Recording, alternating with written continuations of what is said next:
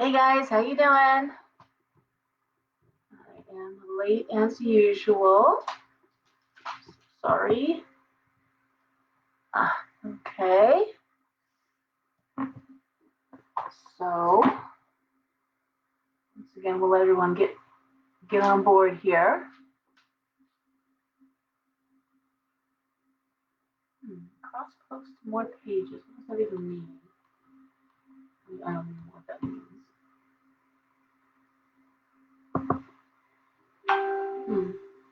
No, I don't want to do that.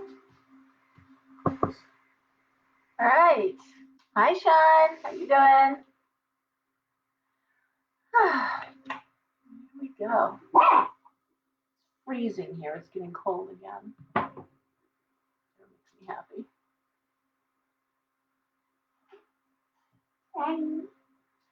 So,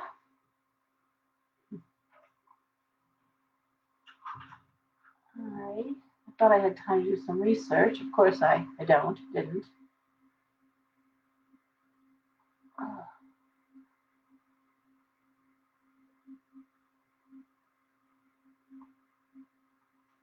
How are we doing here? People coming on board? Oh, God, yeah. Hi, Sandra. Hi, Gail. Hi, Rosemary. Okay, so Anne, I'll give you like one more minute because I'm sadly late. Just wanted to.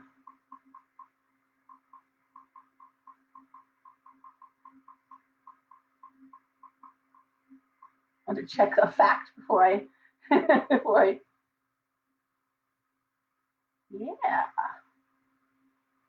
All right.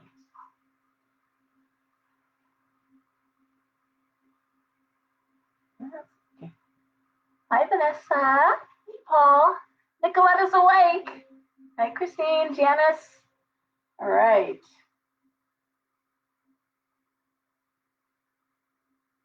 I just wanted to see. Aha.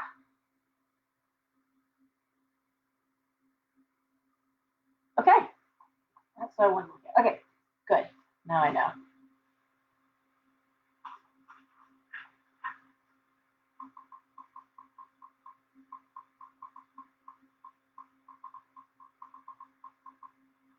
Okay.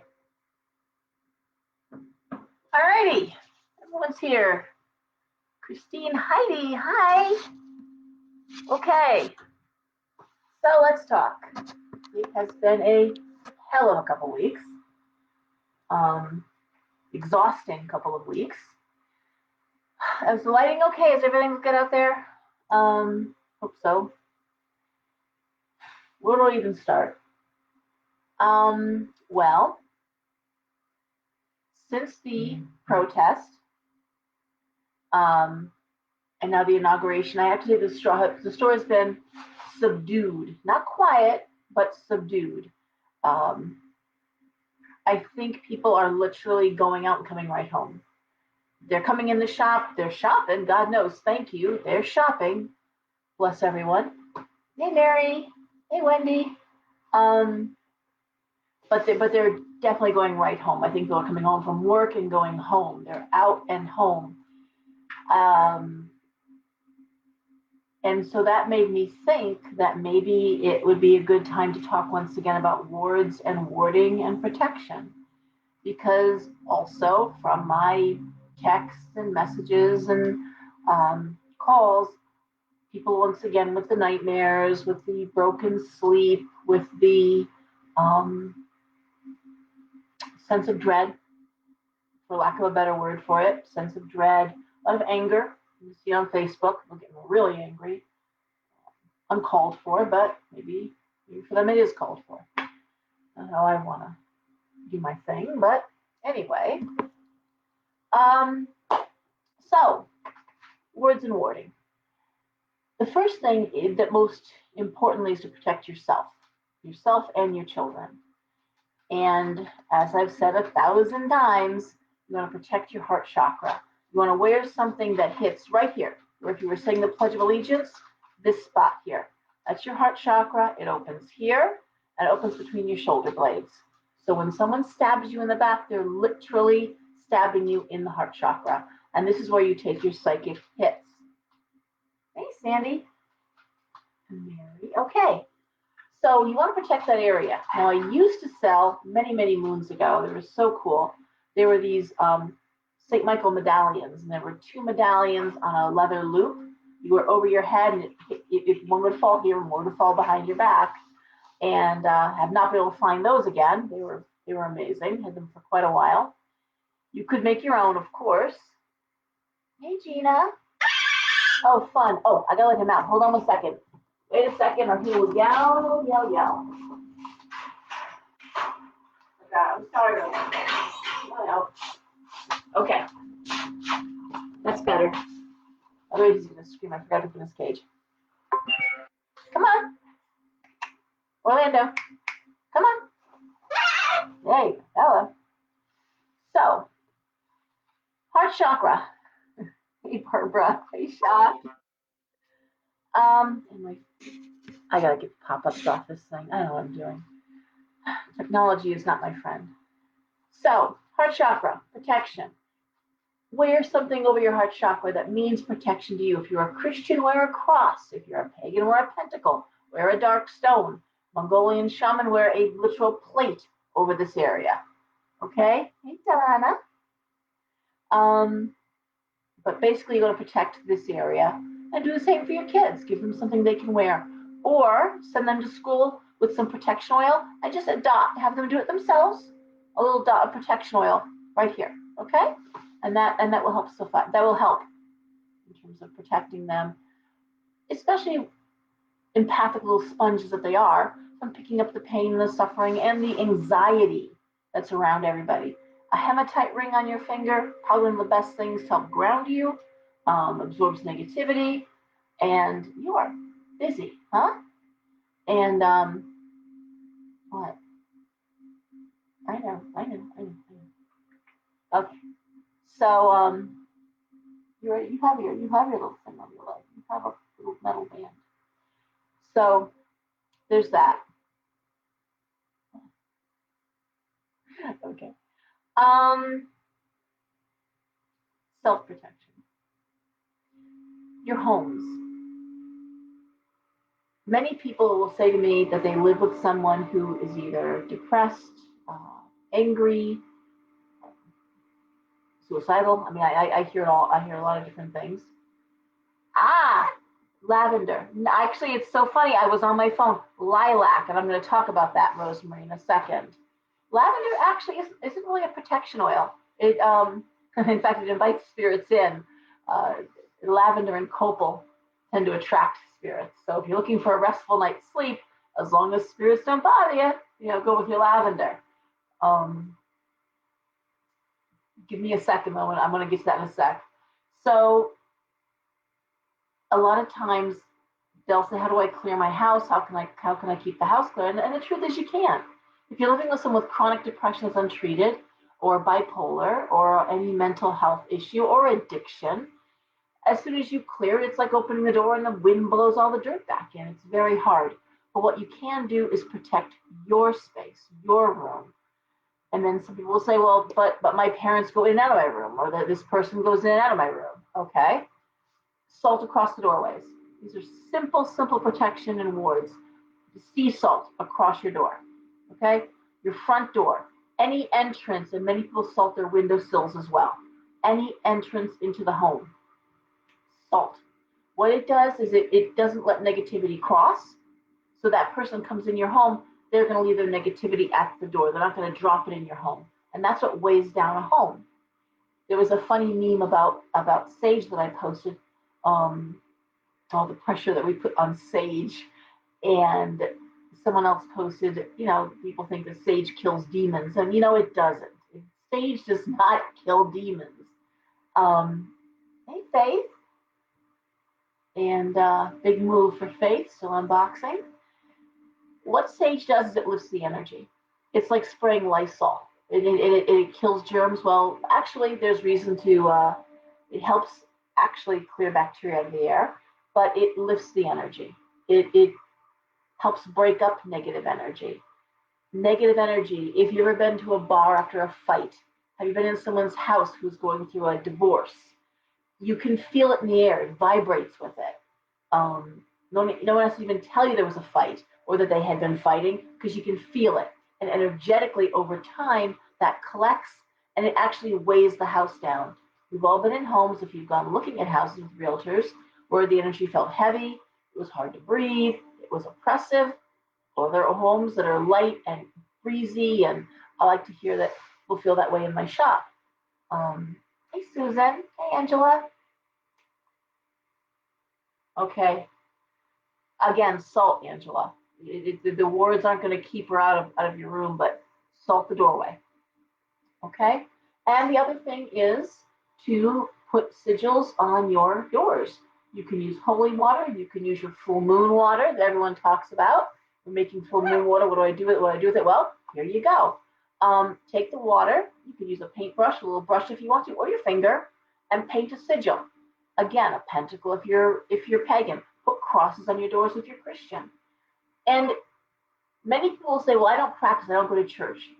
But if Jesus is where you direct your prayers, okay, if you see God as being the Christian God, or a cross means something to you, well, then use it. That means something to you. Okay.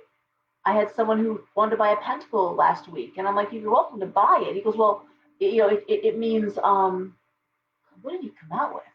I'm like, no, it doesn't mean that. It's a symbol of this, and this is why. And if you're Christian, people are gonna look at you kind of funny wearing a pentacle. You're welcome to wear it, but it's not necessarily gonna be right for you. I don't think.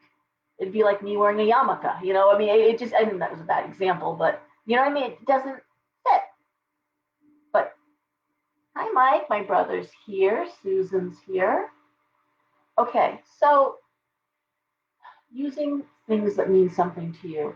Now, St. Michael is interesting because St. Michael, while it's certainly very Christian, very Catholic, actually crosses many different spiritualities. There is Michael in the Torah. There's Michael in the, help me. Wow, my brain. He's actually mentioned in Muslim texts. There's a Native American entity that sounds very much like Saint Michael. And also in the Hindu and Buddhist traditions, there's a Michael type entity.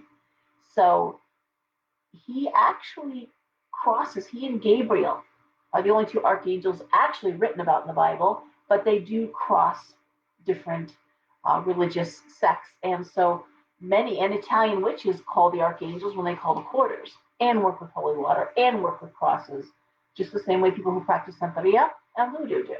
They work with Christian symbols, and they work often with Jesus and Mary and Christian pantheon, the saints.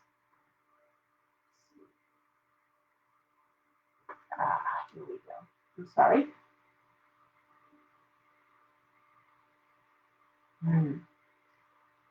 Oh, the vaccine.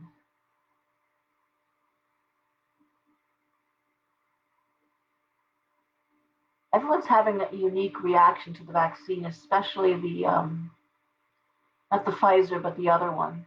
Just fact, a nurse just came in the shop today talking about her own side effects to it, and of course, nurses and doctors are being forced to take it. I want to suggest, Angela, that there's a site, my favorite naturopathic site, and I'm a practicing naturopath almost all my life. It's www.earthclinic.com. Okay, actually, I'll put it here for you.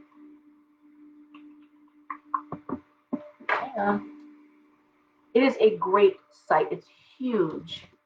I'm sorry.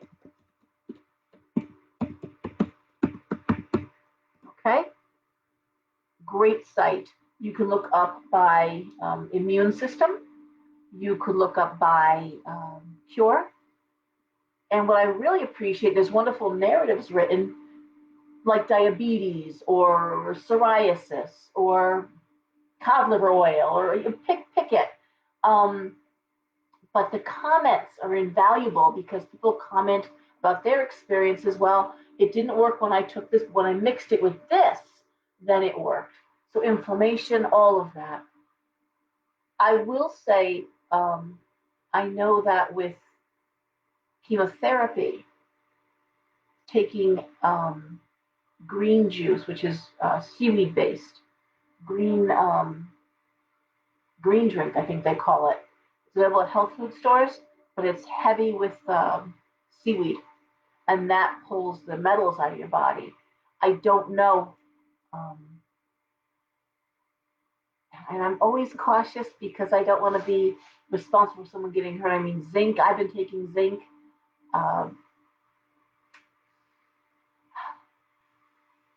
go on the site. I'm sure there's information on the site, okay? Or clinic.com. Back to warding. So sigils on the door. Obviously, saging, salt baths. I always say if salt baths, if you work with the public, take a salt bath once a week. Hairdressers especially, touching the crown, touching the head, they bring home all kinds of energy with them. All right.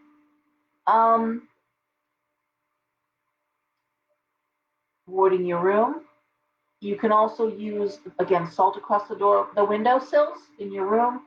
And again, the full moon water. Draw sigils. Sigils are so important. If you're going to paint a sigil and then paint over it, but it'll be on the wall. Yeah.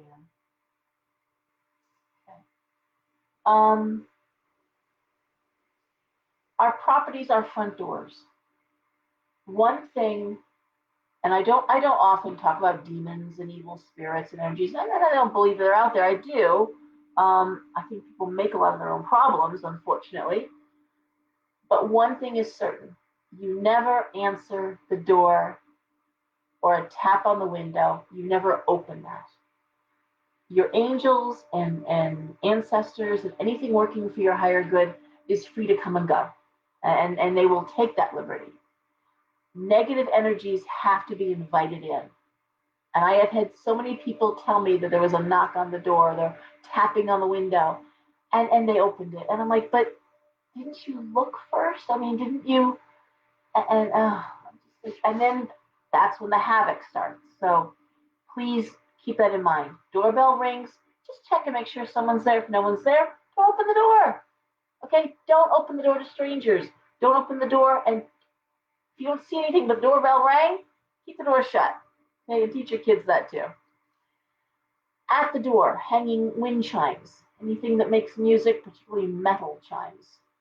It helps keep negative energy out. What I was looking at on my phone a minute ago before we started was lilacs. And hi, Leslie. Lilacs have a long history of protection. In fact, even some old farmhouses, antique houses that their foundations are left, all that's left, and there'll be lilac trees still at the corners. So there's an old history, an old New England history. Hi, Aggie, Leslie. Of planting lilacs on the corners, and bringing lilacs in also helps negate negative energies. So they only bloom for 2 weeks in the summertime, but bring that in, okay? And dry them even. But the scent of lilac is very powerful. But plant them at your corners if you're planting, or you've got a new home with just room for an old one. Just lilac trees in the corners. I talked to them about using menstrual blood across the doorways, and I did that I think last week or the week before that. That's a very powerful deterrent, keeping things out of the house. And you just take a tampon and run it across the top of the door frame and the bottom of the door frame. No one's to see it, but that line it's the most strong magic. Nothing but iron is stronger than menstrual blood. And hi, Karen. Okay, another lilac bush, Kate. I think they're also supposed to protect against lightning strikes too, as I remember. So beyond that, how do you ward your property? Okay, so you want to, if you have a small city lot like I do, That's easy because you're going to just follow the lines of the property. Otherwise, you're probably going to go roughly 20 feet out from the house. Get your black salt, and certainly I sell black salt. You can make yourself black salt. You do that by taking your cauldron and getting some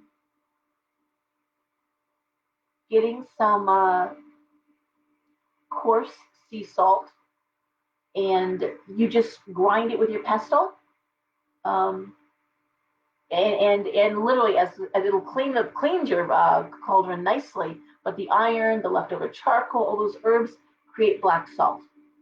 So you'll need black salt. I like to use a cup of urine. I like to take a urine from everyone who lives in the home. You can use just your own if you want to. But a cup of morning urine is the strongest, and pour it into something you can pour out of, a little plastic cup. You would like to use a dime. You can use an onyx or an obsidian stone. Start at one corner of the property. Dig, and I use railroad spikes a lot. I'm out of those in the shop, but I like to actually spike the property. Start, you're going to work clockwise, okay? Dig under the lawn. You're going to use a dime, always face up. Dime, obsidian, the onyx, and then you put the grass back together, pour the urine over that to set it, and then start walking, sprinkling your black salt as you go. Come to the next corner. Again, take a little trowel, excavate the dime, the railroad spike, whatever. Always, if there's a railroad spike, make sure you're well under the grass line, and pound it in. And again, urine and go. So you want to do the whole property line across the driveway, and that's how you ward the home. That's how I do it anyway. You also can set statuary, gargoyles. I had one woman once who came in, and she had been through a terrible divorce, very contentious.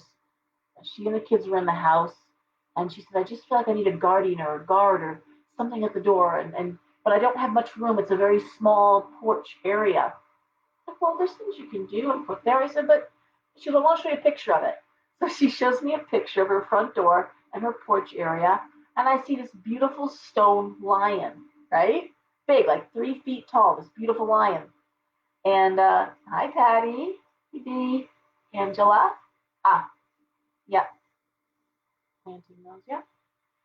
And I said, what's the lion? And she goes, oh, a lion. She goes, I've had it forever. It's come to every house I've owned, and the kids named it, and they always talk to it, and it sits right by the front door. And I'm like, yeah, that's your guardian right there. That's your guardian. I said, you might want to give it a little pendant or a collar or something, but certainly that's what's protecting your doorway. You don't have to worry about getting anything else. So setting something in place. And what all of this does, just in terms of us talking about it, thinking about it, making the black salt, putting on the protection oil, putting the sigils on, is it keeps us vigilant and it keeps us aware. And energetically, it promotes the protection that we're talking about. We need to guard our energy, and we need to guard our home and our property. That's just the way of it. One fun thing they used to do is take Indian head pennies and actually pound them into the frame of the doors. They were called scouts, and they would keep an eye out. So if you have Indian head pennies and you want to pound them in, or take a copper nail and set them in, that's also an old protection.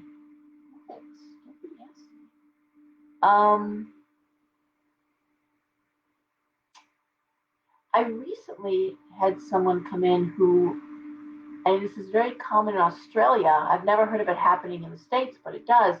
You may want to keep birds from nesting near your door and windows, or your porch. I have never heard of bird mite infestation.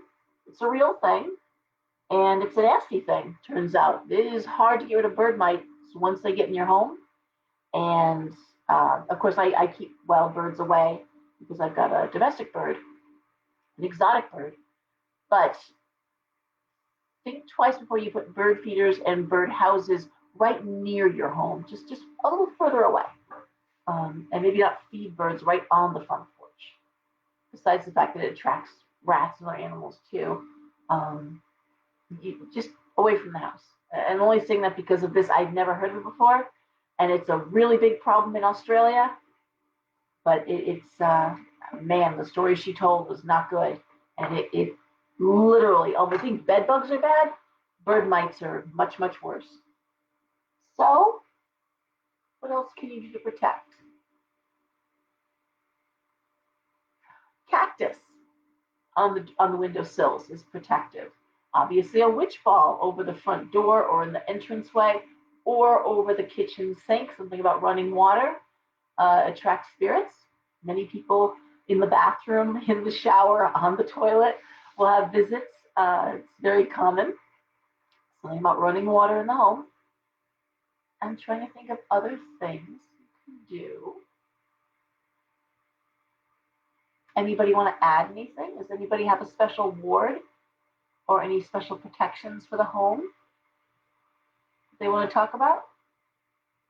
Horseshoe. I've got one over. Yes, I've got a horseshoe by my front door. Thanks, Sue Ann. Yes.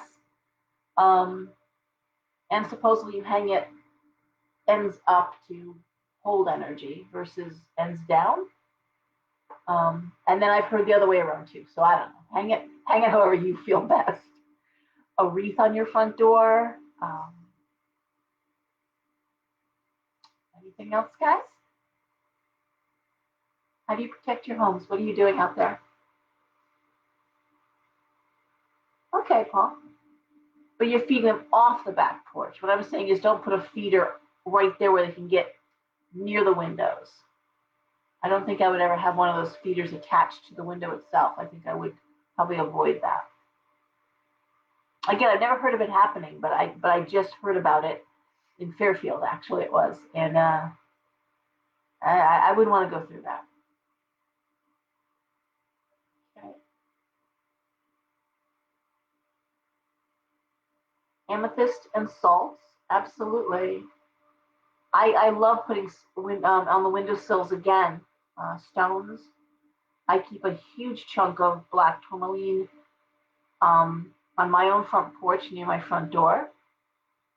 The evil eyes, Shaw, what a, yes, absolutely. The evil eye, the glass eye, got those everywhere. Facing the front door, facing out. The evil eye is deflective magic. So I'm sure you've seen them, the big glass eye, you can wear them. The bracelets are really popular. Paul, you're fine. Salt the windows, yep. So the evil eye is deflective. First of all, think about nature. The butterflies and certain fish that have like an eye on their tail, and that's to keep any predators away from the head or vital organs. A boggle mirror, yep. Well, mirrors too, always facing out because mirrors are great, again, deflective magic. Oh, bringing in the ancestors, absolutely. Okay, great input. So the idea with the evil eye is that some people, you both can use the evil eye and you can possess the evil eye, and you could have without even knowing it. Some people just, and it's eye-to-eye contact, and they can greed you, like literally look at you and unknowingly or knowingly make you sick, make you have bad luck. Oh my God, I've got 2 crocodile heads. That's so funny. Me too. Yeah. And I have 2 of them. That's so funny, Gianna. So anyway, there was a pope who was said to possess the evil eye, and when people would serve him their meals, they'd be like, no one would like make eye contact. So you wear the evil eye, so that someone's eyes are drawn to the piece of jewelry and not to you. And likewise, looking at the house, their attention is drawn to the eye. They say that when the evil eye shatters, it's taken a hit for you. And that's similar to the hematite rings as well. I'm looking at comments too. So, and anyone who's Italian knows about the Maloik and the ways that that's taken off of you.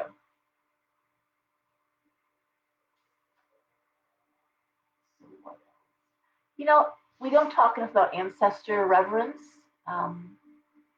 but you can set up a shrine. There's shrines and there's altars. So a shrine is a place where you would have word I'm looking for, and I can't think of it now. Reverence for your ancestors versus an altar, which is a working space where you actually do work. And putting a shrine for your beloved dead, grandmother, grandfather, whoever, aunt, godfather, really just entails having a cleared space, a shelf, on top of the dresser, a picture of them, some white flowers, white stones, anything that they used to enjoy, right down to a pack of cigarettes if they love that, or a pipe, or if they liked a certain brand of liqueur, a little bottle of that near there. And it's a place where you can talk to them, ask them for help, ask them to protect. My bird is crazy, but thank you, Wendy. Yep, this symbol here. I think they called it the figa, don't they, Nicoletta? It's got kind of a dirty connotation too, doesn't it? Not dirty, it's a terrible thing, I'm sorry, but a sexual connotation. How's that? Salt in your pocket, dish of salt under your bed, glass of water that you don't drink next to the bed, plain glass, plain tap water. But isn't this supposed to be symbolic of a sex organ? If I do it again, keep doing it. Keep doing it, Laura.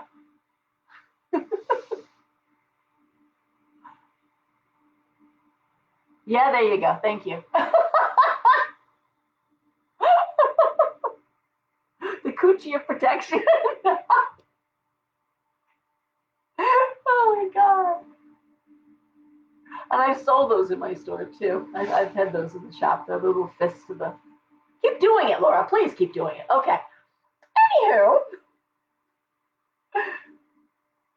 I think we went through a lot of different ways. So, without getting political, difficult times, a lot of anxiety, a lot of sense of waiting for the shoe to drop, a lot of uncertainty, financial insecurities, all ways to just keep your home your sanctuary. It is your space, known as the right to make you feel unsafe in your home. So, hey, Christine. All right. And another thing, one last thing is a red envelope, the Chinese red envelopes. Stop. You put some silver change in it. You put it under your doormat inside the house. And it needs to be facing in. So the opening faces in, so money comes in. Also, I have the feng shui coins, which I sell at the shop, but you can just put them together with some red ribbon, 3, 6, 9, always work in increments of 3, and just hang those by the front door, inside, keeping money in the house. You know, the black salt, no, I would use black salt. Like I said, to ward the property, black salt. And black salt is great too if you got someone who's going to look at you funny because you're putting white salt down, or at work where you have your own space. Another place you can ward is your workspace at work. No one's going to see black salt on the ground, so it's easier sometimes to work with black salt for that reason.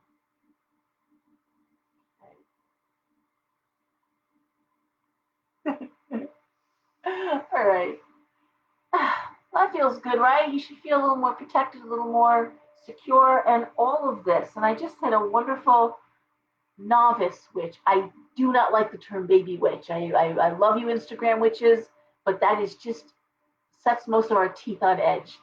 We're not baby witches. We're novice witches. Jade over the front door. Yep, jade plant. Absolutely. Yep. And of course, in Santeria, you put Papa Legba behind the door there too, and give him gifts. Every tradition has their own, but the front door is a big one. Protecting your front door is huge. But anyways, she was talking about having read and studied and intelligently, because that's what we do. We read, we study, then we start casting spells and doing magic. And a novice. Yes, exactly. So, and we're all novices. We all come in as novices. It's the time that we spend that bring us to a place where we can say that we feel secure in our practice. So anyway, she was telling me how as she's putting together packets and as she's putting together bags and as she's gathering stones, and her father had gotten sick one night, and she did a little protection bottle, a health bottle for him, and put it in his room and under his pillow. And she was like, "Are you a witch?" And she said, "Yeah, Dad, I am." And he goes, "Okay." And when he woke up, he was visibly better. So we all learn. Yes, we do. Yep, medicine wheel, Native American medicine wheel. This is great stuff. The herbs and plants in our gardens, and we put around our foundation, and that's just too many to list, but also play a big part in protection. So I'm looking at this. Nice. And I hope this spring to do some videos out in the garden and rue. I mean, if there's anything you can plant, and I've got a bed of it, but a bed of rue. But putting rue in the garden is tremendously great, and it turns into a nice round shrub, nice bushy little plant, and you will never regret having that in the garden. So that is one thing too. I also planted a nice big rosemary. You can burn. Burn it with your sage, Christine. That's also very protective, rosemary. And I put a big witch hazel shrub in this past fall, so I'm looking forward to seeing that take off. Okay. I'm sure there's gonna be more ideas and more things we can talk about with this, but empowering yourself, taking charge, even just when you're working that mortar and pestle, and it just feels right. It feels right. So, in fact, we had a few people today talking about just it feels good to actually practice, and whether you're working magic in the kitchen with food, and food is love, but food is magic, and how you stir the pot of soup clockwise to bring in, counterclockwise to expel weight problems, illness. You want to expel that, what you're bringing in to your food. A mirror facing out, we talked about that, and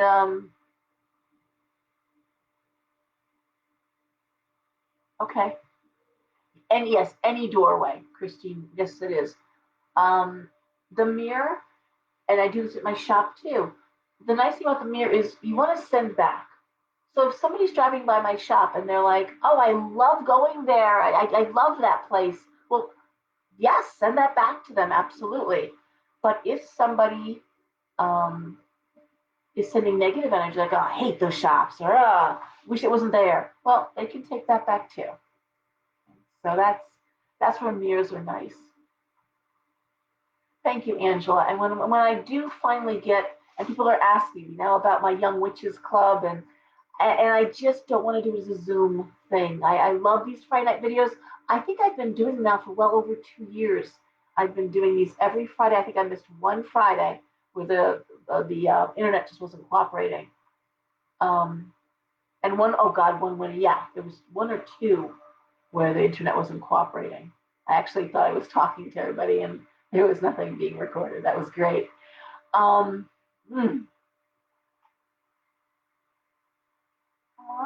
you.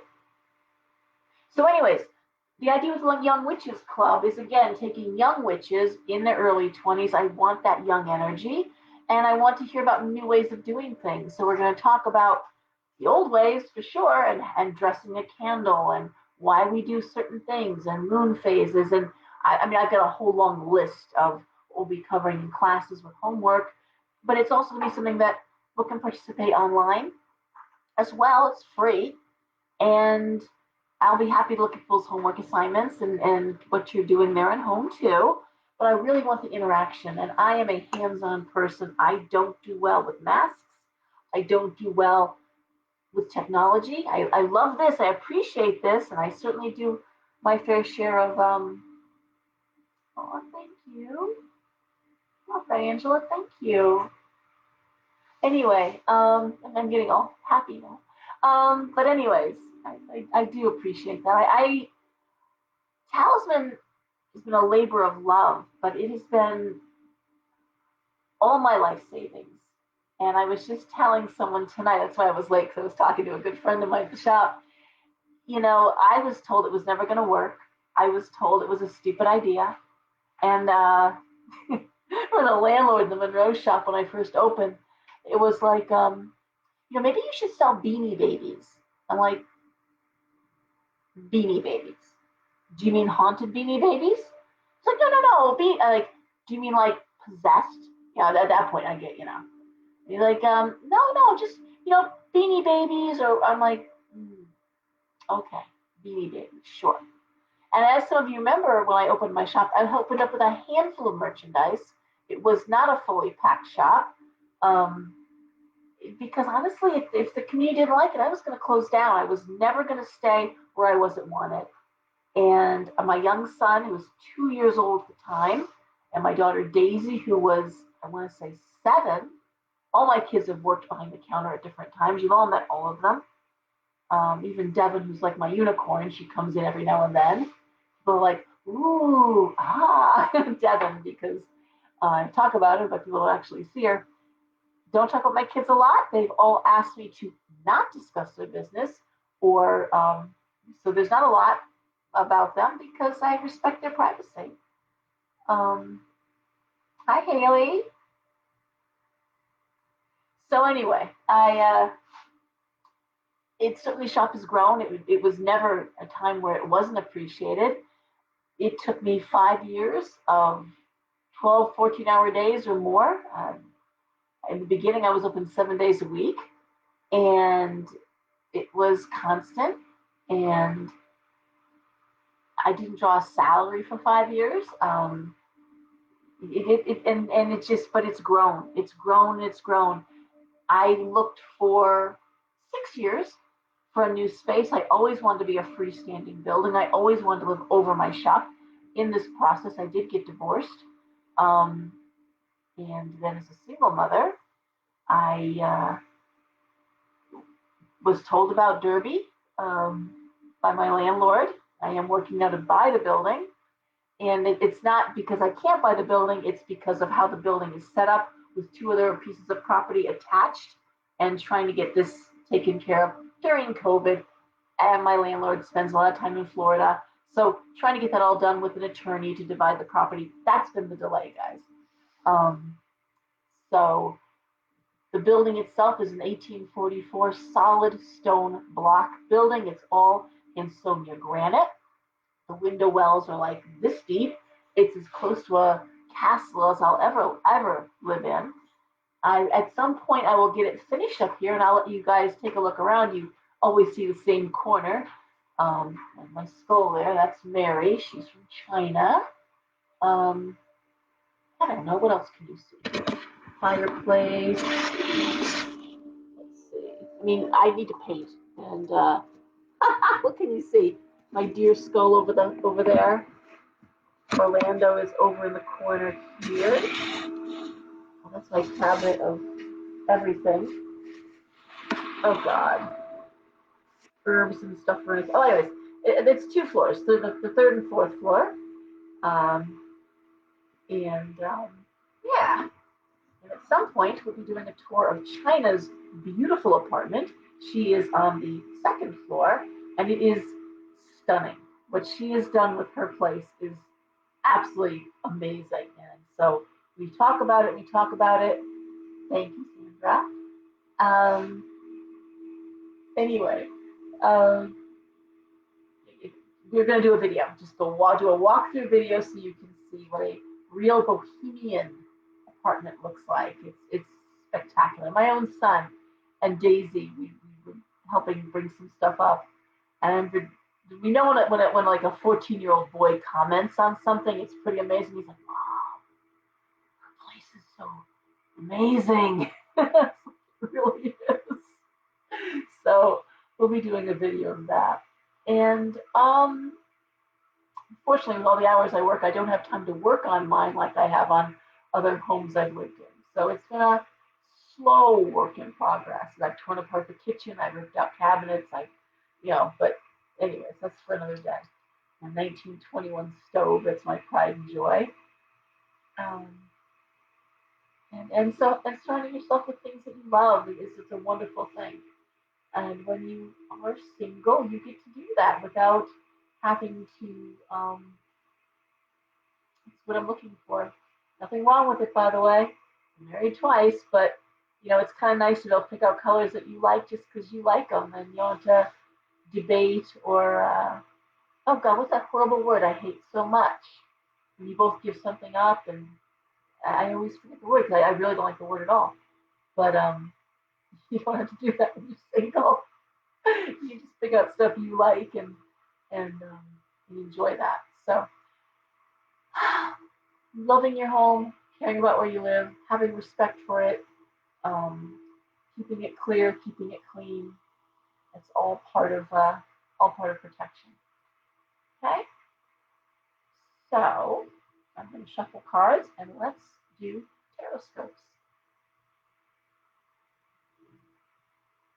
And yes, I do hope soon that we can get that Young Witches Club. I guess that's going to be the name of it. I don't know. I can't think of a better name. I've got 7 or 8 young people that want to be. You don't mind being videotaped, which is important. You don't mind being on for prosperity here. And we'll do roundtable discussions, and I'm pretty excited.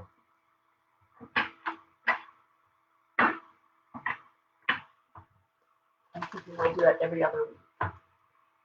Compromise, that word. Yes, I don't like that word. It's a nice word, I guess, but for me, compromise has always meant I'll do whatever the hell you want to shut you up. I don't know. I'm that person, I guess. That's what compromise has meant for me. Just okay, whatever you want, because you're a big fucking baby if you don't get what you want. So, someone asked me recently to officiate at a wedding, and I've been asked that a few times, and I love weddings. I love every success, every baby.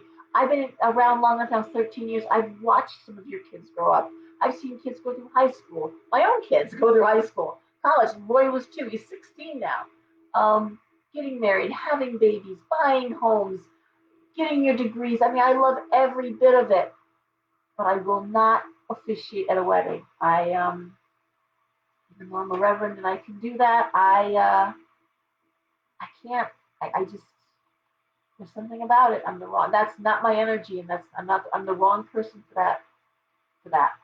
So I'm not anti-wedding. I'm just anti-me joining 2 people together for eternity. I don't want that responsibility. So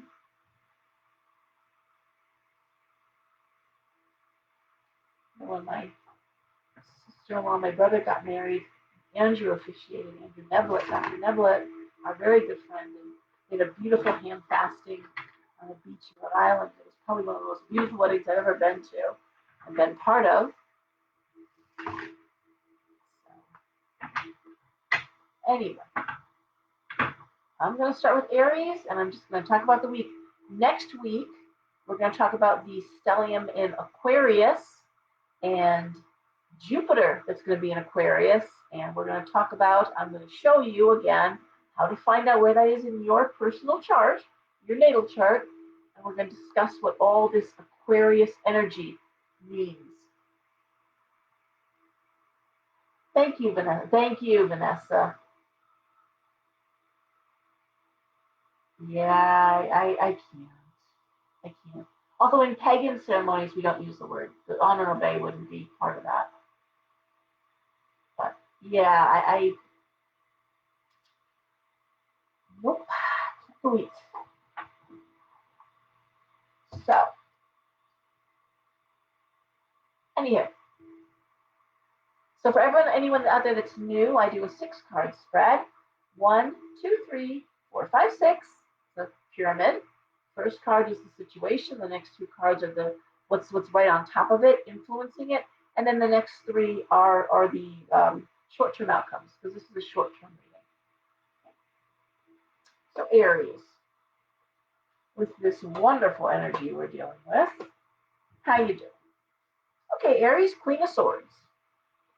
The 9 of Wands reversed, and the Page of Wands. We have the 2 of Cups reversed, the 3 of Swords, and the Ace of Wands. All right, and I say this because you can pull your own tarot cards out and see how you read these cards. I'm just saying this is how I read the cards. Queen of Swords, well, that is very Aries. Thinking clearly, communicating very clearly, very factual, very logical thought, not emotional, but logic. We have the 9 of Wands reversed and the Page of Wands. That to me speaks to saying, I'm not going to do this anymore. I'm going to do this instead. This isn't going to work, so I'm going to do this instead. This doorway is not opening. I'll walk through the one that does open. Okay? And again, wands are creativity. Wands are business. So the 2 of Cups reversed and the 3 of Swords. I'm going to say this decision to not go down through that doorway, or that door that just won't open, or that thing you just can't make happen, there's a pain involved in that. It's like, I really want to do this, and it's just not happening. And it does feel like a lack of support to be part of it. Not feeling supported, not feeling the partnership, 2 of Cups reversed. But yet I'm looking at the Ace of Wands. The aces are always that pinnacle of energy, and wands are creative energy. Wands are business. Wands are, the arts. And so I'm saying, again, this isn't going to work, but this is. Bang my head. It's just I can't get this to work. But I'm gonna. So this is it's not bad. It's about logic and knowing when it's time, to say maybe later, maybe never, maybe next lifetime, but now I'm going to do this instead. Okay. One of the things I've never liked, from the very first time I heard about it, was The Secret. I am an anti-secret person. First of all, it feels like Christianized witchcraft. I don't like that at all. I do believe in vision boards, sure. I believe in positive manifestation. I'm a witch. I believe in yes, absolutely. But we do our spells once and we let it go. We don't keep asking a million times. Once and let it go. We craft a spell based on what we want, with all sorts of the phases of the moon and what we're using, what we're wearing. Do we fast? We often do. It's so many aspects. The more in depth the request, the deeper the magic, the more we think it through. I spent upwards of 6 months putting something together. But this idea of I'll just keep asking and asking, I can waste a lot of time, and that's what I'm seeing for Aries. I'm not going to waste my time. It's just not going to happen.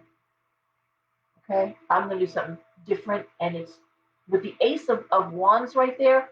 It's absolutely just as good, if not better. Okay. All right, Taurus.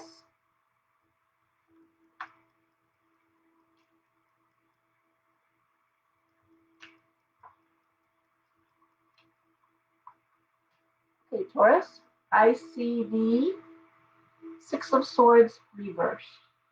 I see the Ace of Swords, the Six of Coins reversed, the Hierophant, the King of Cups reversed, the King of Swords reversed. Oof. All right, so my first glance at these cards, and I'm looking at someone who's trapped with somebody who's either an addict, a bully, unkind, probably because of children, the Six of Coins reversed. And for whatever reason, Ace of Swords, the Hierophant.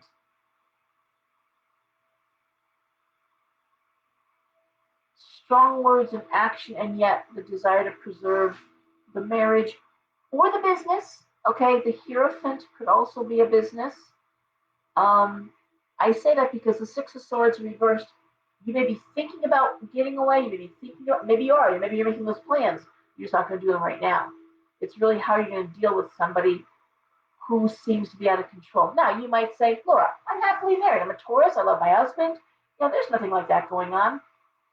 Is there somebody you know that's dealing with it? Is there someone that you're close to, a family member, who's dealing with someone who is either at work or at home? But this would be an absolute bully.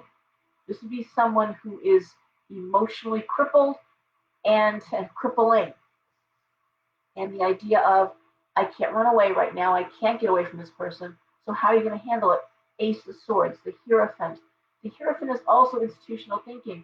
It could be going to the police. It could be getting a restraining order. It could be drawing up legal separation papers. Sometimes you can't get divorced, but you can be legally separated. And but I'm going to say in this case for Taurus, for whatever reason, feeling trapped in a situation or finding ways to protect oneself, protect children, and establish boundaries. Okay. Again, pull those cards for yourself. Look at them. How do you read those cards? And again, it work or home situation. And I say work or home because there's no broken hearts here. There's no cup cards. There may be no emotional attachment. Of course, if you live with someone who's abusive, after a while, you don't care anymore. That there is no love there. There is no broken heart there. But also with someone at work who's making it very difficult, they're not going to run you out of a job. You're going to stay and you're going to do what you got to do. The Hierophant can also be going to HR. It's looking at institutional thinking, going through the right channels. That's what the Hierophant is. All right. Gemini.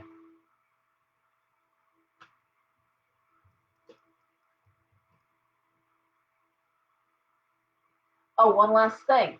It could also be putting that person into an institution, okay? Whether it's jail or some sort of a rehab or a mental institution, an inpatient. It can be that as well. The Hierophant represents that as well. Okay? Gemini, the Chariot, the Three of Cups, Justice, the Six of Cups, the Knight of Wands reversed, and the Two of Wands reversed. Okay. So these are pretty much great cards for Gemini. The Chariot, forward motion, strong decision making. We're moving forward. Three of Cups, justice, signing contracts, fairness, fair play. The Three of Cups, celebration. Three of Cups is a wonderful card of celebration, emotional happiness. And the Six of Cups, which is again is moving forward. It can be a card of leaving home or going home, but again, it's surrounded by the Chariot is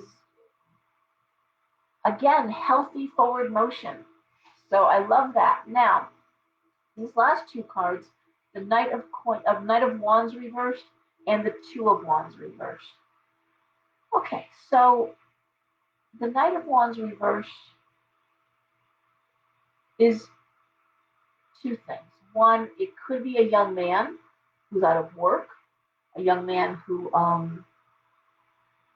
it could be artist block. You know, if you're a writer, if you're an artist, it's that blockage. The Two of Wands reversed is a lack of support, lack of partnership. Again, in more a career rather than a love aspect.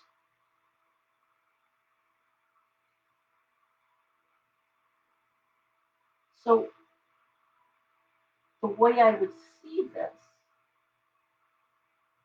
one way it could be is there's no growth, there's no support, and you're looking for another job. And I'm going to say you're on the track or you're getting another job. You're leaving this behind, this idea of there's no way to be promoted, there's no fresh energy. I'm going to do something different now. Again, a little different than the Aries reading, because this has you already knowing what you want to do. And again, signing contracts, fair play, celebrating a success. Six of Cups can be not working out of the house, being out of the house.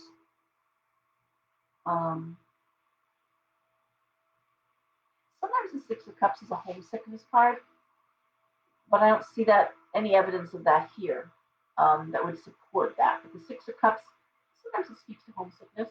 When the Six of Cups is reversed, it's living in the past. But in this case, it's usually a going home card. Being at home, staying home. And yet, interestingly enough, if this is work related, I see this as leaving home. I don't see this as working in the house. Other cards to support that aren't here. Okay. For Gemini, it's pretty good.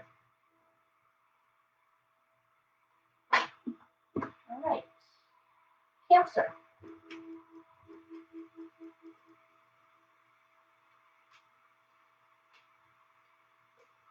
Okay, Cancer, the first card up for you is the Queen of Wands. The Ten of Coins reversed and the Eight of Coins. We have the Page of Cups, the Lovers reversed, and the Hangman reversed. Well, when I see the Hangman reversed, Lovers reversed, and the Page of Cups in a row like that, again, I think of someone who is, it speaks to me, to people who are staying together for the sake of the child. Okay? Hangman reversed is feeling like you're being taken advantage of, feeling like you're wasting your time, the Lovers reversed, not being appreciated, and yet I see a beautiful child, Page of Cups. I'm looking at the Queen of Wands. That's a friendly, happy, outgoing, well-liked person, woman, and the Eight of Coins, happily, busy, enjoying what they're doing. Very often it's work, making money doing what you enjoy doing, feeling like you're gainfully employed, enjoying the time you spend at work. And the Ten of Coins reversed.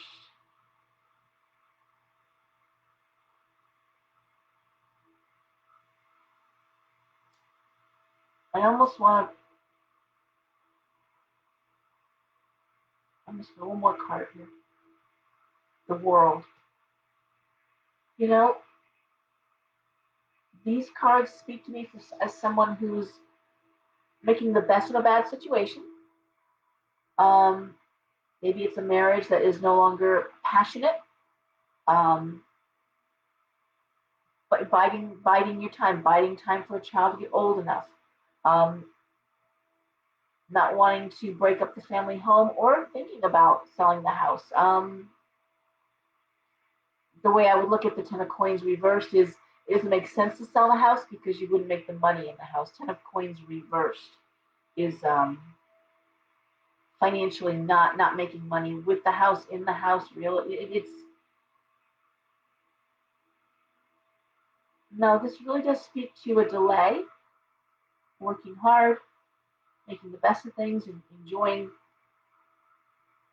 life, and planning for a new one, a whole new world. Okay. And again, Cancer, you may be happily married. Is there somebody you know who's in that situation? It's a common situation to sit there and say it's not the time right now. I had someone today that they just want to let their kid get through their senior year of high school. Well, it's their youngest child. Let's go through senior year of high school, and then they want to make the change. But let the kid have their last year of school. Okay? And lots of times when children are very little, sometimes it's not the right time financially, or um, if you're not able to support yourself or get your own apartment, get your own place. So there's that.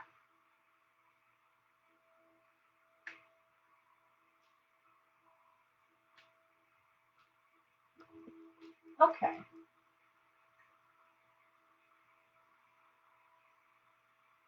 Leo, we have the Queen of Cups. We have the Seven of Coins reversed. We have the Fool. We have the Wheel of Fortune reversed, the Four of Swords, and the Devil.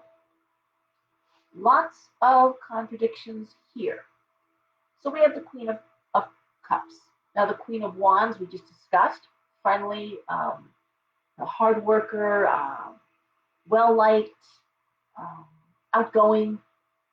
Now we have the Queen of Cups, and she is very maternal, very emotional, very protective, more emotion than logic. You can speak to a time where you're not thinking logically, and but she's upright, also well liked, good friend.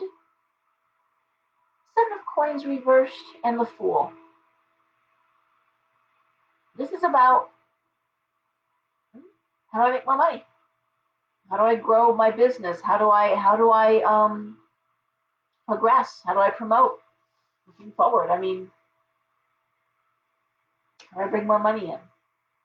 Not saying that you have to bring more money in, but if you're working, I mean, you should be thinking about how do I grow in this business? I remember telling people if you're going to go for a job interview, ask that question. Ask what your promotional opportunities are. And that's what this is. So, what are my promotional opportunities? What are my potential? The Wheel of Fortune and the Four of Swords and the Devil. So, the Wheel of Fortune reversed obviously is a stop in the action. But the Four of Swords is a card of recuperation. It's a card of regeneration. It's having gone through a lot and needing to take a break now. Um,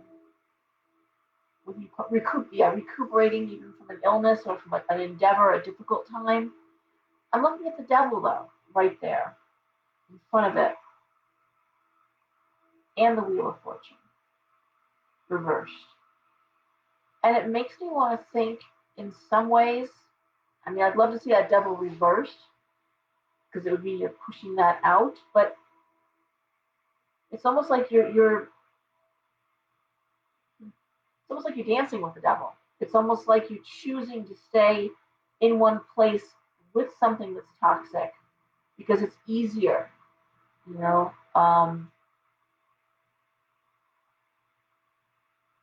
Emotionally easier.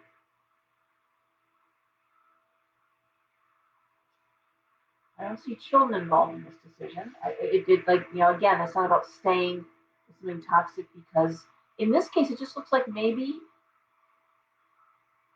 I don't want to say laziness, but it makes me think of people who say, I'm not going to break up. I'll just wait it out and they'll break up, or I'm not going to, do anything, or, you know, sometimes the desire to be with somebody or to have a warm body, or because it's not money here. It's really about emotional laziness. I mean, is there something you're not allowing or pushing out that you should? It's not good for you. A lot of you do have boyfriends and husbands. I got a question. So some of the stories of abuse I hear, but in this case, it is just a toxic energy that you're choosing to entertain. Leo, that's how I read it. Even while you're again maternal and kind and good, and again looking to grow and do more and make more, and yet there's this aspect of your life where you just it, and there's no heartbreak here. It could just be that you're staying in a toxic home or living in a toxic neighborhood because it's usually moving. But there's a sense of this is just, I don't want to do this right now. It's too hard. I want to rest. I want to take it easy. But taking it easy, you're taking it easy in a tar pit versus a nice bath, Hey, Stacy. All right. And again, Leo, that's up to you. If you want to put your focus on work and then just keep things as they are, that's understandable, As long as that's a choice you're making. Don't see anybody getting hurt. I don't see any broken hearts. Okay, it's just, that's what I see. All right, Virgo. 5 of Swords, the Moon reversed, the Sun, the Tower reversed, the 3 of Coins reversed, the Emperor reversed. Okay. Wow. Well, the 5 of Swords is always asking for help, getting professional help, going to experts. Unfortunately, it's always listening to them, but it's if you're having work problems at work, going to HR. If you're having problems in marriage, going to see an attorney. If you're having problems in your home, calling in a contractor, that sort of thing. It's I need to speak to somebody with authority. Why? Well, the Moon reversed. New things are being revealed. Something that was hidden is being revealed.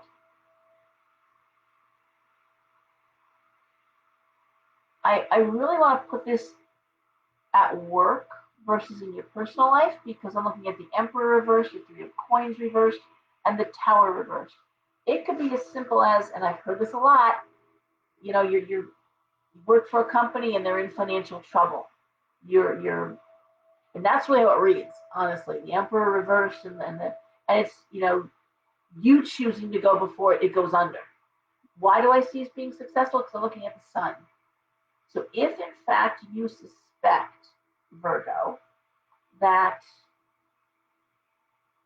Tower reversed has you leaving, not being fired, you choosing to go, but the Emperor reversed and the 3 of Coins reversed to me speaks to a business that's not solvent. The Moon reversed is it's being revealed now. You're seeing it now. And I'm going to say, get out while the getting's good. Okay? And you'll know. Practical Virgo, you'll know when it's time to go. Okay? And where to go. And the Sun and the Star being the 2 best cards in the deck, the Sun is shining on this decision. You'll know when to go and you'll make the right decision. All right, Libra.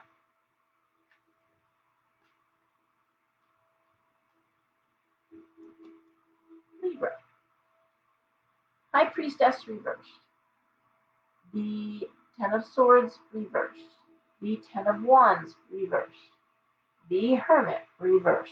The Empress and the 7 of Swords reversed. Ugh.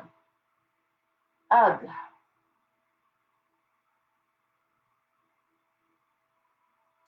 Well, the 10 of Wands reversed. It was the straw that broke the camel's back. The 10 of Swords reversed is hitting the bottom of the barrel and coming on up. You've gone as far as all. You've got to come up now. The High Priestess reversed. Either you're afraid to listen to your instincts, you're ignoring your instincts, you're ignoring your intuition.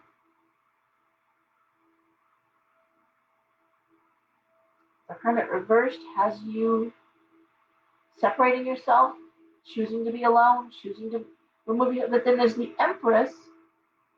So you're not being irresponsible because the Empress and the Emperor are responsible cards. Understanding the importance of um, continuity and the importance of responsibility. The Empress wants to see everyone happy and fed and healthy. And,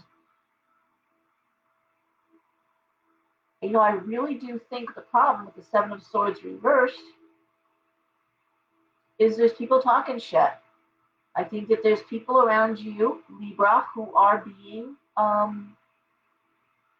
running their mouths. And I think you're choosing to take your power and just step away. And I say that because I have the Hermit reversed, choosing to be alone.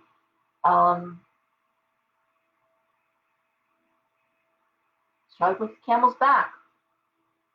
Stepping into your power as the Empress. Certainly, if it's a man, male Libra, you're stepping into that aspect of you that is nurturing and caretaking, but also powerful. And again, the intuition aspect of which is more a feminine than a masculine trait. But listening to your intuition, you're not wrong. It's strong about the Camel's back. These people do not have your best interests. And I think it hurt you, and now you're on the way up. You're not hurt anymore. Seven of Swords reversed, gossip talk, you know it, it's being revealed, you see it. Maybe you doubted it for a while, and maybe you didn't know where it was coming from, but now you know, and you are removing yourself. Okay, Libra? That's not easy for Libra, because Libra rules the 7th house of partnership and marriage, and they really like to partner. They like, and when they say that, I mean just through marriage and relationship, Libras like to partner. They do really well, much like Aquarians and Sagittarians and Geminis. In general, they do well as part of the group thing. They enjoy that. And so it's hard when you find out this one's being toxic in your environment, in your work environment, in your creative environment, maybe in your family environment. And you're like, really, it's you? You've been doing that damage? You've been talking shit? After all I did for you? That's not a Libra. Libras aren't, but they're an air sign. So Libra will cut you off. It may kill them, but they will say goodbye. They'll say it politely. They'll say it. Don't push a nice person too far. It's never a good idea, guys. And Libras like to be nice. That's kind of their trademark move. Don't embarrass them in public. Don't shame them in public. You want to lose a Libra? Have bad manners. Be rude. Belch at the dinner table when you're out in a restaurant. Just things that skeeve them out. You'll lose them. They like manners. They like classy things and classy people. It's why Libras and Tauruses often get along so well, because Taurus likes the finer things in life too, and also doesn't like to be embarrassed publicly. So anyway, Scorpio.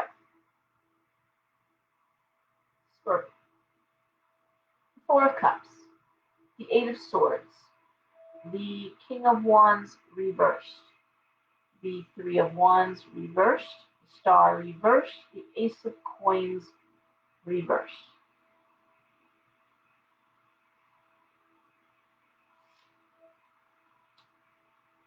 One more card. Hit me. Six of Wands. Excellent. Good. Okay. Stacy Libra's the nicest. Aw, quarantined Libra. Do you know how you caught it, Kate? It could be someone was careless and brought it to you. Anyway, Scorpio. I should start drinking before I read Scorpio. And I don't drink. The Four of Cups is, what do I do? Emotionally, what do I do? I don't even know what to do.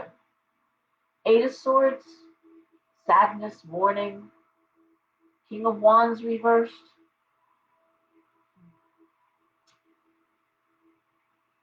Can be a man out of work. King of Wands reversed. It also could be the male workaholic, but something that takes, you know, somebody away. But you know, I'm going to tell you, I really broad brush stroke. Looking at this, my first impulse is someone who has no way out of a job they really don't like. Ah, okay. And again, not making enough money. There's a sense of hopelessness. Again, with the Star reversed, the Eight of Swords, the Three of Wands reversed, where the education isn't there to move forward. Really feeling stuck. And what do I do? Emotionally being just, what do I do? Drained. The card I pulled, the Six of Wands, is a card of movement and advancement, promotion.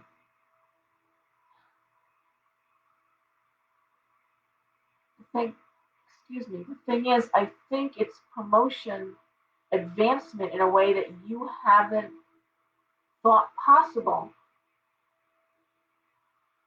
You're looking at it in terms of, I don't have the education for this, I don't have the background I need, training I need, and yet I'm seeing it presented to you anyways.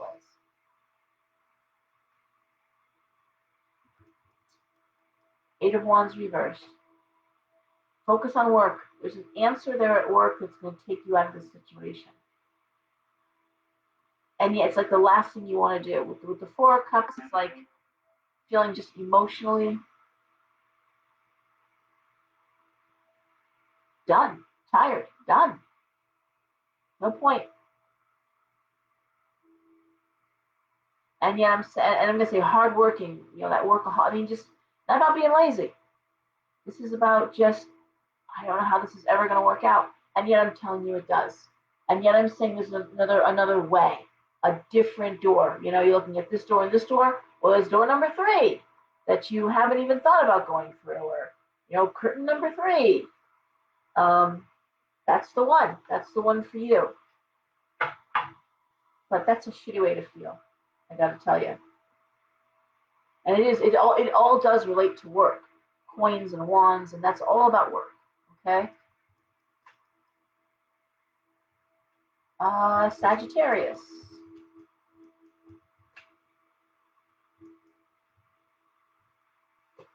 All right, Sag. Well, we start off with the Four of Coins reversed, the Five of Wands reversed, the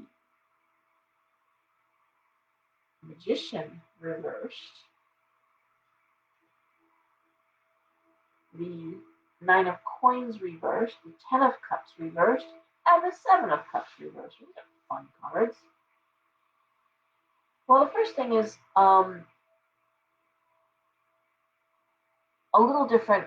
The Four of Coins reversed, different than the. Give me a second here. I just want to see that card.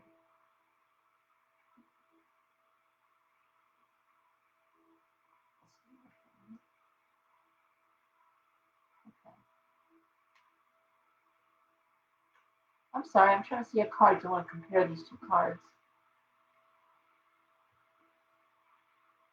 Okay, the Four of Cups. So with the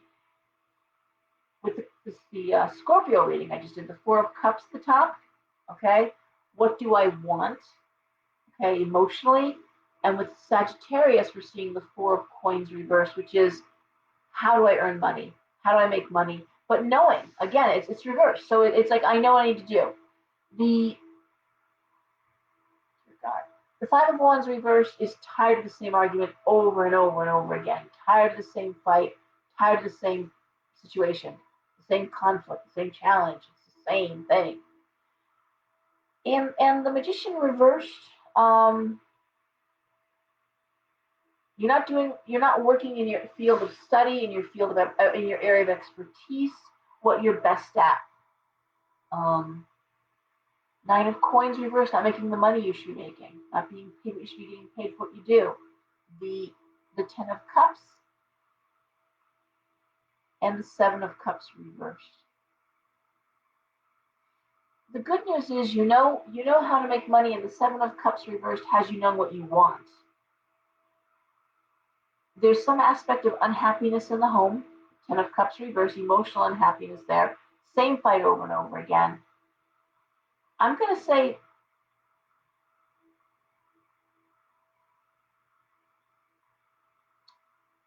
getting hit on a couple different angles there, Sag. One more card. Seven of Wands.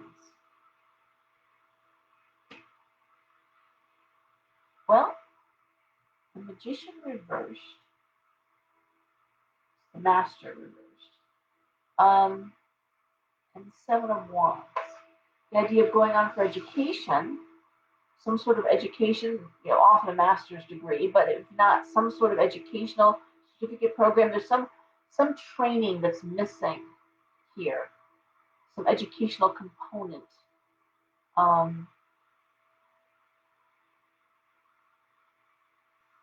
But it really is like not being happy at home, emotionally happy in the home. Again, same argument over and over again. The need to make more money, knowing what you want to do, and knowing how you want to make that money. You know how you want to do it. It's how will you do it? I know what I want to do. Now, how do I get there? That's the question Sag is asking. Now, the other thing the Seven of Wands is teaching. And it could also be an issue of teaching classes, doing some sort of, more card, Two of Coins, juggling money.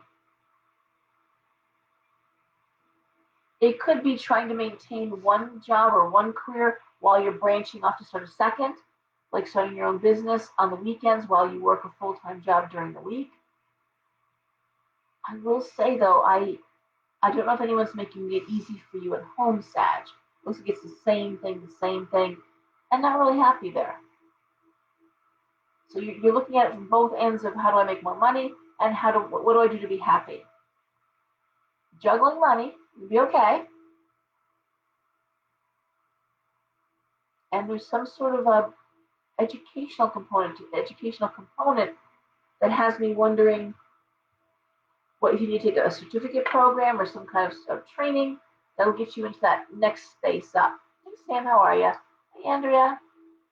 Okay. Sag, one more card because that's a tough. Five of Coins reversed. Okay, Five of Coins reversed is coming out of a bad financial situation. Coins coming out of a bankruptcy, coming out of a bad place, and it's getting better. So that's good too. Oh no. Oh, Angela. Okay. Now see here again with Angela, the Sag in question is her son. See, so it's not her reading, it's her son's reading. A college professor in culinary whose program is on the chopping block. I'm so sorry. It looks like, though, that he can tweak it somehow, teaching. I mean, there's something there. So be creative and fun, but I don't see financial failure. So, all right. Capricorn.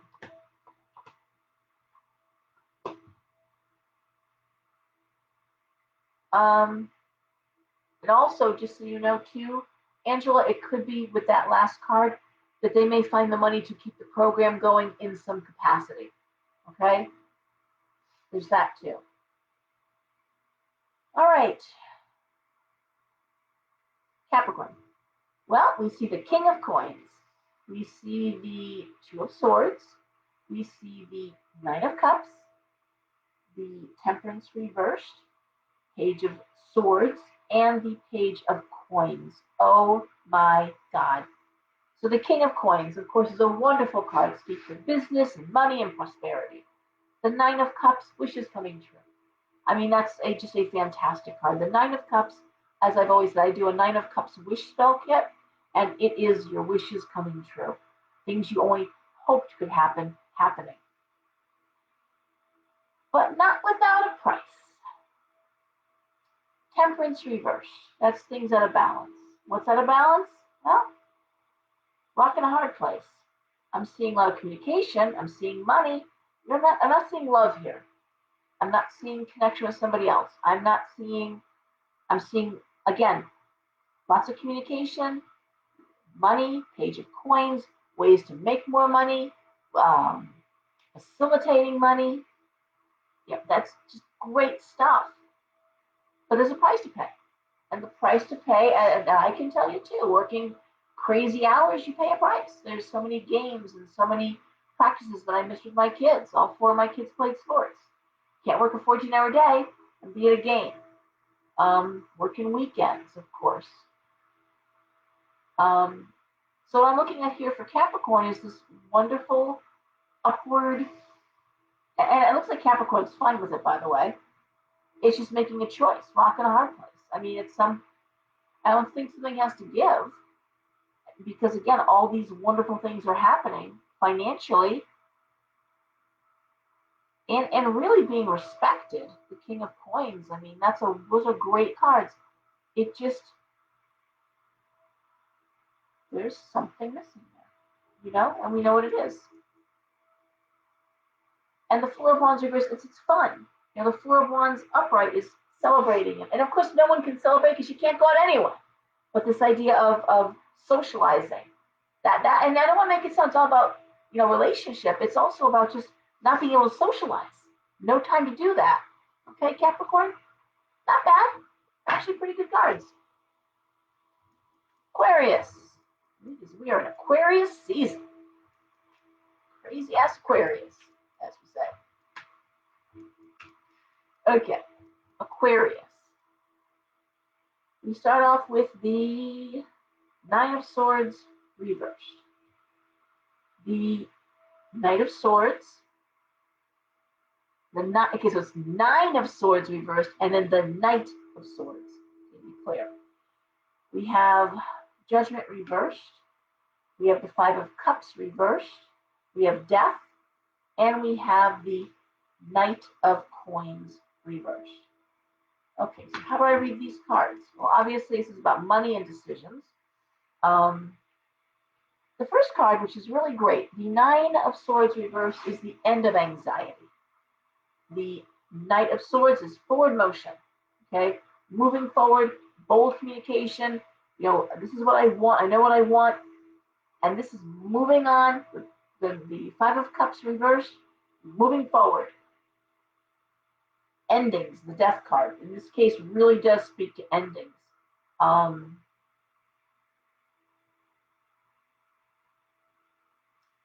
I almost want to think for Aquarius, this is about making choices based on emotional health versus finance.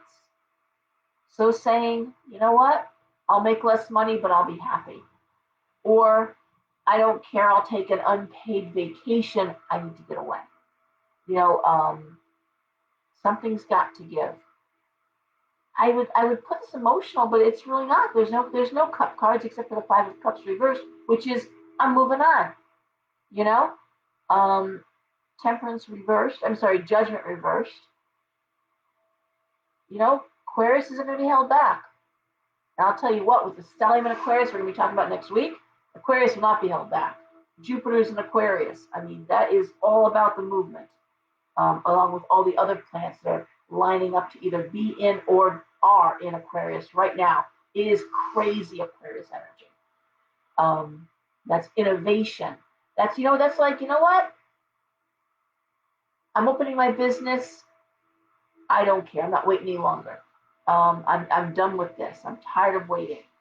That's what I'm seeing here for Aquarius. This is Aquarius, tired of waiting, tired of being told no, tired of ready to move on. Damn the torpedoes, full speed ahead. The Death card. I'm done. I'm truly done. And I may not have the money I want or need. I may not have the financial security, but you know what? I'll have my happiness, I'll have my independence. And that for Aquarius is very important.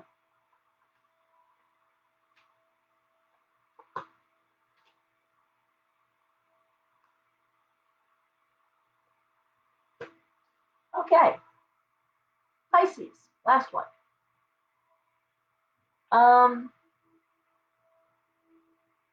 Yeah.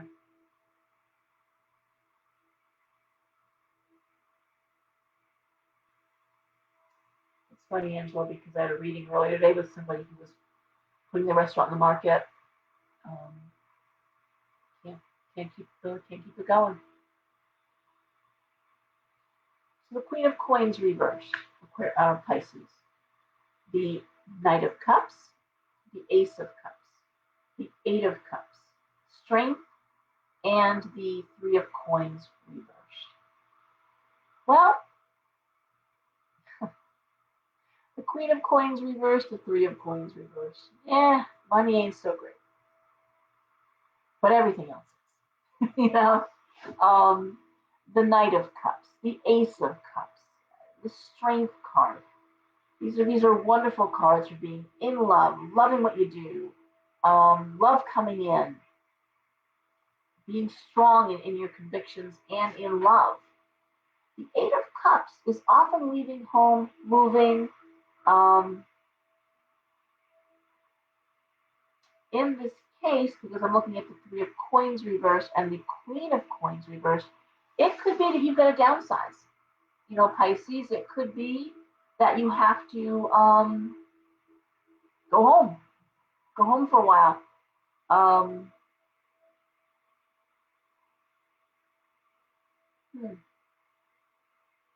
Because the money isn't there. It also can be a card of loving what you do, and right now you're not making the money, then you've got to pull back a little bit. The Queen of Coins reversed is a female who's very concerned with money.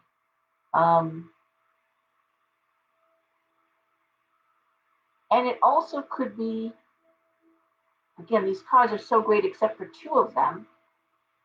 It could be ways of finding more money, finding ways of making more money at home, saving money at home, saving money by being home, or like I said, leaving home and downsizing to a new home. But I mean, there's no shortage. And for Pisces, listen, as long as there's love and emotional happiness, and there is, Pisces can put up with anything. Pisces is that sign that live in a cardboard box under the bridge with you. As long as there's love, we're cool. We don't need a lot. Unlike other signs that have to have that financial security, we don't.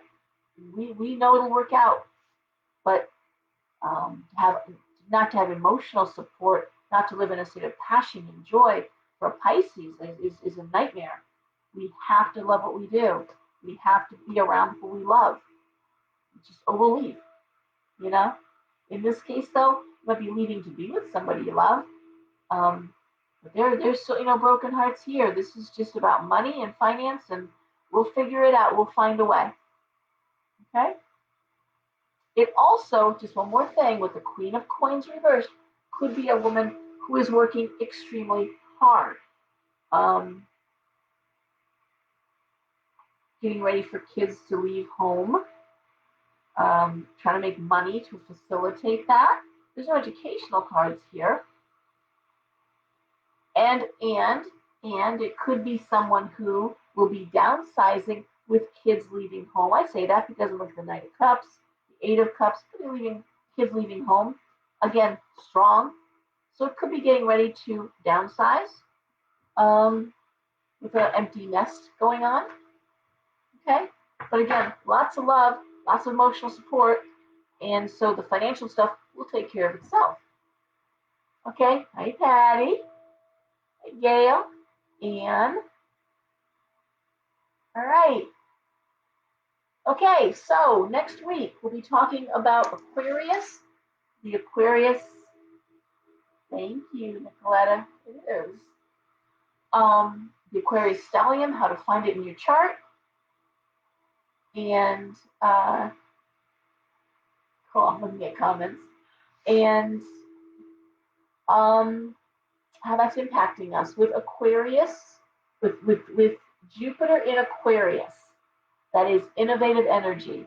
So we just need to find out what house that's happening in, along with all these other amazing planets. Mercury's in Aquarius right now. Saturn's moving into Aquarius. Shit. Jupiter is in Aquarius. I'm trying to see with my own chart. I'm looking at the transits here in my head. There was 2 more ready to hop over. I know it's squaring up some Taurus energy, and that's going to be rough. Because Taurus doesn't like change. So there'll be a force trying to not let that happen. Although there's just so much. I'm actually looking at my chart, trying to remember the transits I was just looking at earlier today. It's hitting me in my 7th house hard. Yeah. Anyways, we'll talk more about that next week, okay? I will be doing a video. Venus. Is Venus in Aquarius? I think you're right. I think it is hopping over now. I'm trying to look at I'm looking at the glyphs and my chart. I'm trying to remember how that. Okay. Anyways, so that's next week, guys. We're gonna talk about all that wonderful energy, and man, February 1st, it all hits the fan. It's gonna be a great February, and we have Mercury retrograde starting, and we have a full moon next Thursday in Leo. Good full moon, great time, big blown up energy. Leo brings the party, and so I love that. And that's that. Everyone, behave yourselves, and I will talk to you soon. Have a great weekend. Thank you, guys. Bye.